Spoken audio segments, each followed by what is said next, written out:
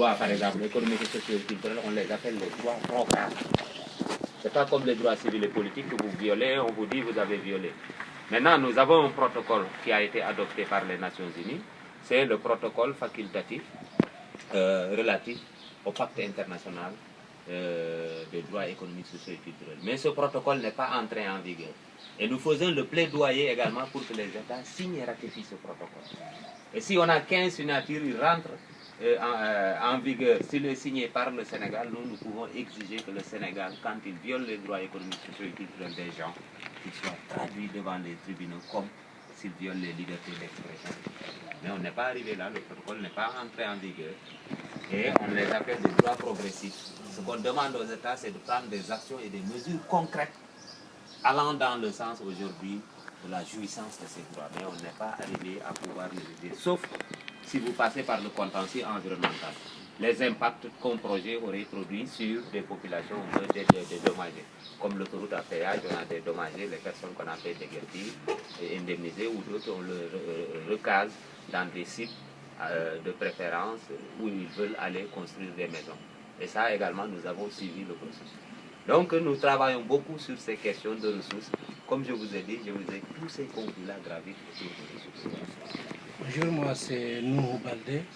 Je travaille pour l'hebdomadaire L'Observateur et le site internet Guinée News. Je voudrais s'il vous plaît qu'on revienne un peu sur le cas des victimes de violences du 28 septembre 2009. Est-ce qu'on peut avoir des données chiffrées? Il y avait combien de victimes que vous avez accueillies et ça vous a coûté combien? Oui, là on a tous les chiffres, vous savez qu'on ne peut pas gérer ça, d'autant plus que les fonds même que nous recevrons, c'est des fonds qui sont audités. Parce que les ambassades, quand on vous donne un fonds, c'est sur la base d'une garantie d'un accord de financement.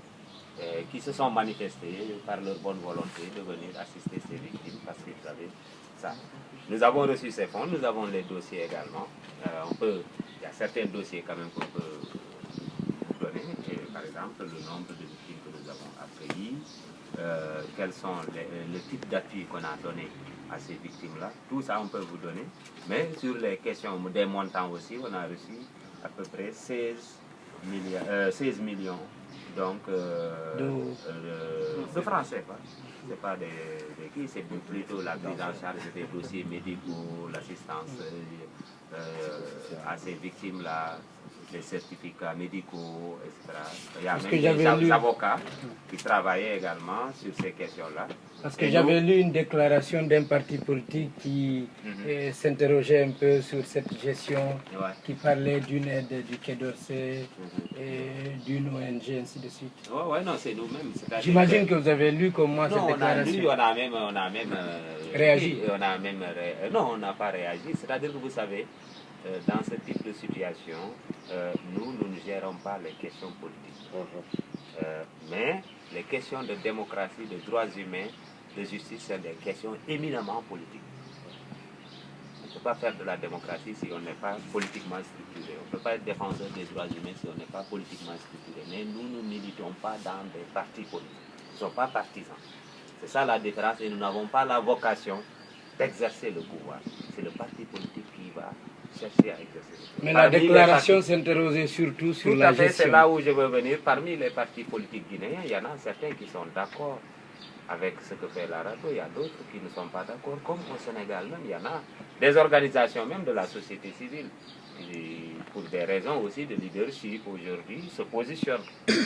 Et il y en a eu qui ont dit qu'effectivement, les fonds qui ont été affectés n'ont pas été utilisés comme il se doit. Et parmi les victimes, même, il y en avait. Moi, des victimes qui ont dénoncé. Parce que les victimes elles-mêmes aussi, je vous dirais qu'elles-mêmes, parfois, que vous recevez également, n'oubliez pas, c'est des personnes souvent traumatisées. Et quand elles arrivent, elles croient que l'argent qui leur a été donné, que chaque jour tu viens, on te donne de l'argent, tu fais ce que tu dois faire. Alors qu'il y a des rubriques qui sont consacrées à ça, il y a une administration, c'est un budget prévisionnel de besoins évalué et par l'ambassade, et par la radio, et par les centres impliqués. Nous, l'argent, on ne fait que gérer selon les besoins exprimés. Si le centre, par exemple, d'assistance dit c'est tant qu'il faut et justifie sur des factures proforma ce qu'ils doivent faire, le travail, on a signé un accord, ils nous envoient ça, on leur vire le montant. Et finalement, Et les victimes également qui avaient leur dossier, on ne leur donne pas l'argent, mais on a des avocats qui sont des militants des droits humains, parce que ce n'est pas n'importe quel avocat qui accepte de prendre la victime. Ça demande un coût. Mais comme nous avons des organisations des droits de l'homme comme la RADDHO, Amnesty International, Ligue sénégalaise des droits de l'homme, nous mettons en général un pool d'avocats qui sont des militants des droits humains, qui ne demandent pas à la victime de l'argent, mais que les organisations ayant les moyens peuvent aider à assister ces victimes-là et pour les frais de dossier de justice, pour les frais de dossiers médicaux, etc. Pour constituer, il faut constituer des dossiers. Parce que ces victimes, en dernière instance, ce que nous voulons, c'est que tous les événements qui ont eu lieu le 28 septembre 2009, aujourd'hui que les enquêtes se poursuivent et que les coupables soient identifiés et traduits devant les juridictions. Ça également, c'est un passif que nous avons en Guinée, comme le passif que nous avons en Côte d'Ivoire par rapport au charnier de justement, contrairement à la Côte d'Ivoire, les gens disent au Sénégal, en Casamance, nous en avons. Contrairement à la Côte d'Ivoire, les gens disent qu'on vous entend peu parce que parmi les personnes citées par les rapports des Nations Unies, par exemple, il y en a qui sont dans les hautes sphères de l'État aujourd'hui. Le dossier est encore là, personne ne fait rien. Là, même la RADDHO n'est plus aussi éloquente qu'auparavant. Là aussi, je vous ai dit que même en Guinée, nous avions un observatoire. Le gars qui était là-bas, Kaba, quand il y a eu la crise, il était menacé. On l'a exfiltré de la Guinée. Il est venu, sa femme était déjà là. Est-ce que vous voyez? Il est resté ici et au moment même où on négociait l'appui aux victimes, c'est avec lui qu'on a fait tout ce travail ici à Dakar.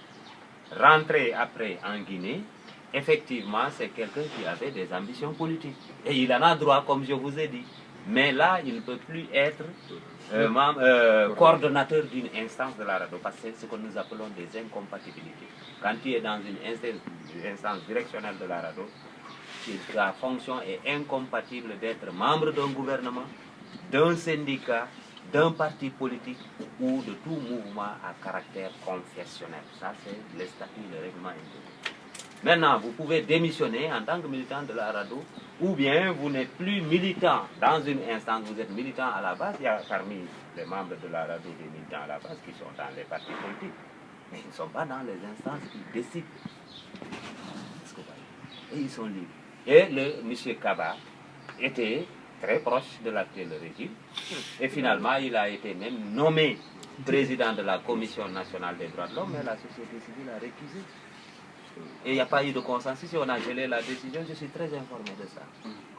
Et j'ai dit que nous allons même redynamiser l'Observatoire de la Guinée. Maintenant, nous allons mettre en place un autre bureau.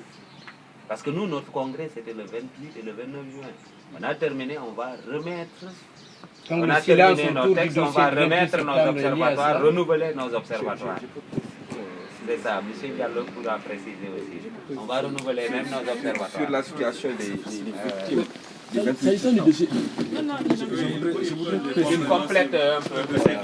voudrais compléter par rapport à ce dossier du 28 septembre 2009.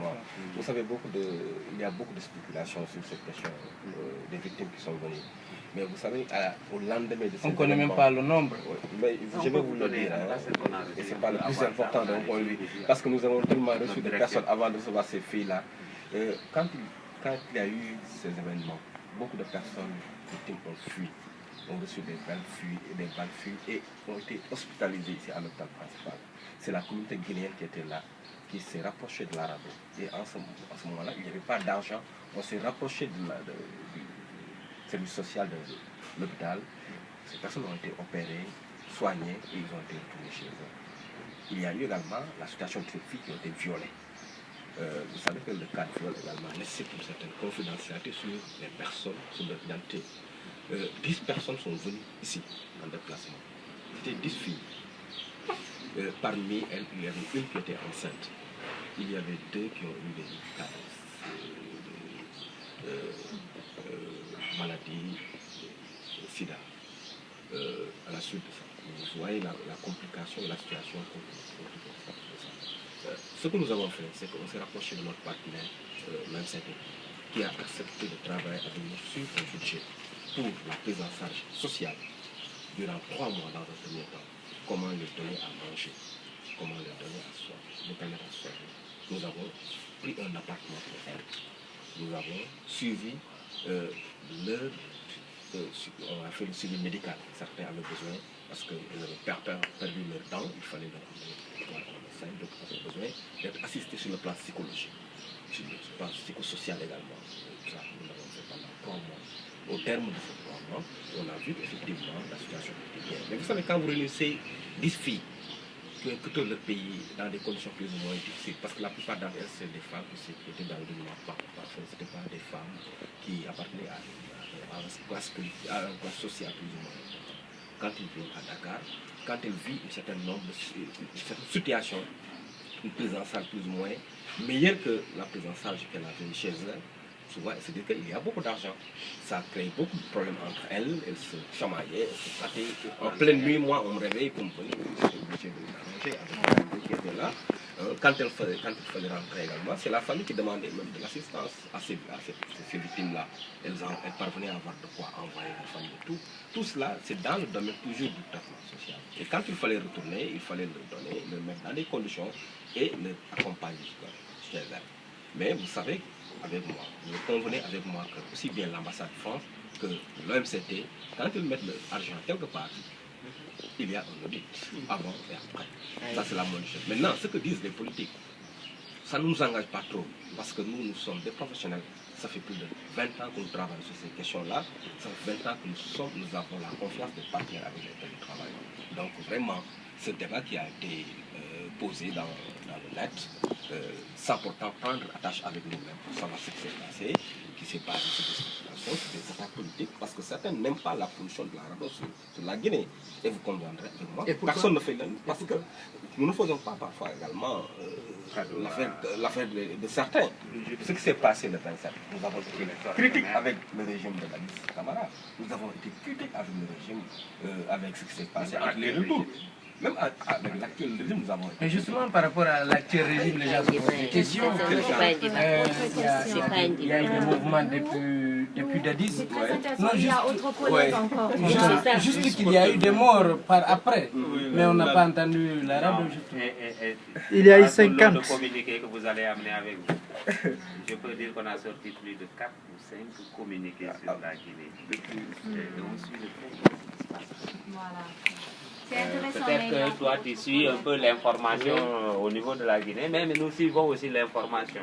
C'est pas pour dire que nous faisons tout, qu'on est parfait, etc. Parce qu'aucune œuvre humaine n'est parfaite.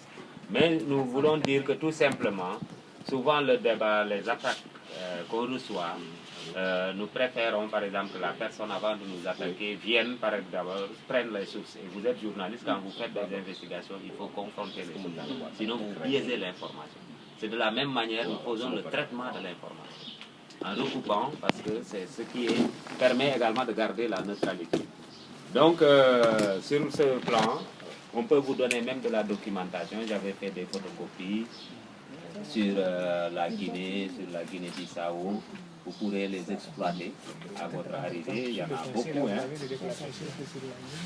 C'est nos positions dans les médias aussi bien. Des fois, c'est fait aussi devant les médias. On convoque une conférence de presse. On présente la situation. Il y a comme ce qu'on est en train de faire. Bon, ensuite, les journalistes relaient ça dans les médias. Les télévisions sont là, etc. Et donc, ça permet également de faire connaître la position de la RADDHO, surtout dans l'opinion publique nationale et internationale. Parce que nous travaillons sur l'ensemble des questions engageant les populations au niveau africain, mais au niveau international aussi. Et nous travaillons avec les Nations Unies, parce que nous sommes aussi membres du Conseil économique et social des Nations Unies, avec un statut spécial comme Amnesty, comme Human Rights Watch. Et nous avons notre représentant permanent aussi à Genève.